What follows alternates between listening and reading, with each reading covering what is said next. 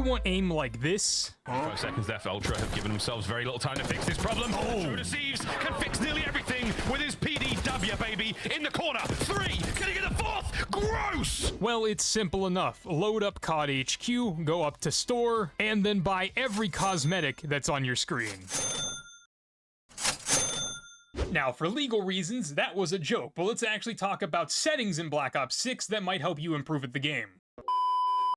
I use a Battle Beaver, so my button layout and stick layouts are default. My horizontal stick and vertical stick sensitivities are both 1.7 for the average player, especially if you play ranked play like I do. You're not going to want to go any lower than 1.4, you're not going to want to go any higher than 2. And I'm perfectly in the middle of both 1.4 and 2, so you can figure out which number works the best for you between those values. For me, I have all 4 of these settings turned off. Whenever I bought my Battle Beaver, I requested the rumblers be taken out, so I don't have controller vibration even if I wanted to, but I would recommend turning this off. And then let's talk dead zones. For your left and right stick maximum, I wouldn't bother changing these. Just leave them at 99. And then for my left and right stick minimums, this value is going to change from controller to controller, but mine is 7 and 7.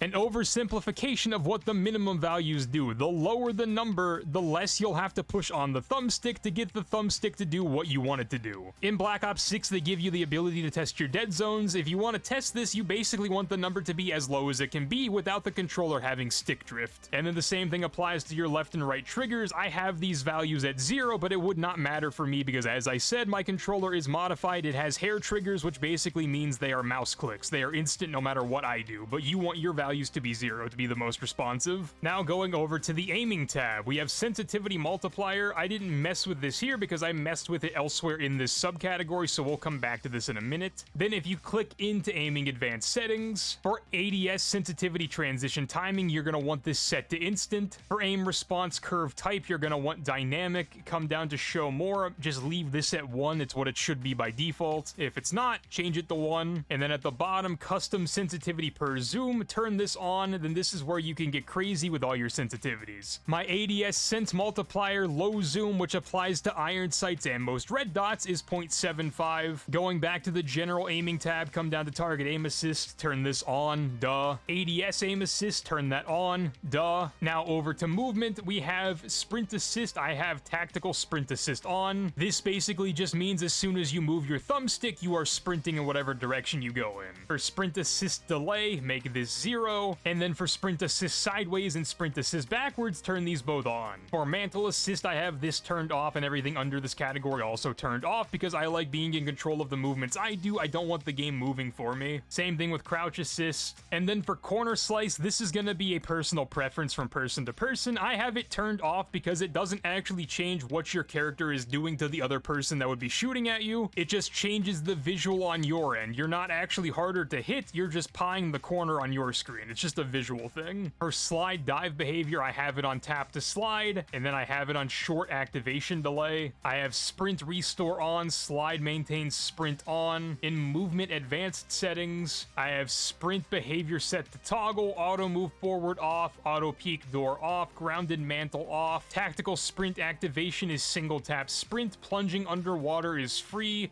and sprinting door bash is on. And then for combat, the only one that matters is aim down sight behavior, set that to hold. Now heading down to graphics, starting at display mode, I use full screen borderless because as a content creator, it helps me tab out of the game without my game freaking out. If you don't have to worry about that, just play full screen. Set your display monitor to whatever your gaming monitor is. Display adapter, if you have a graphics card, pick your graphics card. And then these are locked because I'm playing borderless, but if you have a refresh rate, make sure it's the highest available option for your monitor, and then your resolution, same thing, whatever your monitor's highest is. I have NVIDIA reflex low latency turned on. Personally, I have VSync turned off for both menus and gameplay. And then for your frame rate limit, I have mine set to unlimited, but if you set it to custom, you can come into show more and pick whatever frame rate you want. Realistically, you shouldn't go higher than your monitor's refresh rate. Now for quality, I have a custom preset. My render resolution is 100, which is just going to be 100% of whatever your monitor's resolution is. So in my case, it's 1920 by 1080 because that is 100% of what my monitor is capable of. For upscaling and sharpening, you're going to want to use Fidelity CAS, and and then go down to show more and turn the strength up to 100. I have both frame generations turned off, and I think you should also turn them off, because although it's gonna boost your FPS, that's basically a fake number. It's a bunch of ghost frames, and those ghost frames, especially in COD, are gonna lead to inconsistent gunfights because you're gonna feel like you're getting joked when in reality just whatever's happening isn't actually happening. My VRAM target scale is 70. You can change that to whatever you need it to be. And then same thing with your textures. You're gonna have to change these to whatever you need them to be, but mine are texture resolution high, texture filter anisotropic ultra. My depth of field is off, detail quality high, particle resolution high, bullet impact persistent effects on-demand texture streaming minimal, low texture streaming quality low, shadow quality normal, screen space shadows low, occlusion and screen space lighting medium, screen space reflections high, static reflection high, tessellation all, volumetric quality medium, deferred physics quality low, my field of view is 115, my ADS field of view is affected, my weapon field of view is wide, and then under camera, the ones that matter: world motion blur off, weapon motion blur off, first person camera movement least. And then for audio, this is where I'm gonna lose most of you. My master game volume is 12, dialogue is 26, effects volume is 28, and my music volumes are just completely off. I know some of you are gonna argue about footstep volume and reloading volume. You can still hear those perfectly on my settings. I'm not saying you should play on 12, I'm just justifying that I can hear everything I need to hear. But for most people, I know that playing on 12 is diabolical, it's criminal, so you pick whatever sound you like the best. My audio mix is the Treyarch mix, and then the only other setting that really matters is hitmarker preset. Have that set to classic if you miss the old hitmarker sound. And then other tidbits of information that are interesting to somebody, I'm sure. If you come into multiplayer HUD presets, the classic setting makes it look like Black Ops 4. That is the one I prefer, although this game changes my settings every time it updates, so I forget that I have to change it back sometimes, but I do use the classic one. And then my minimap shape is square. And thus, we have reached the end of my settings, the ones that I can think that people would care about at least. Like I said, those settings work for me, and I really enjoy those settings for me specifically. If you want to try my settings and they work for you, fantastic. If they don't work for you, I apologize, but I should have given you at least a good enough foot in the door to figure out what settings work for you. But I've wasted enough of your time. If you're still listening, appreciate you guys for the support. Subscribe and like the video down below if you have not already, and I'll talk to you in whatever my next video may be.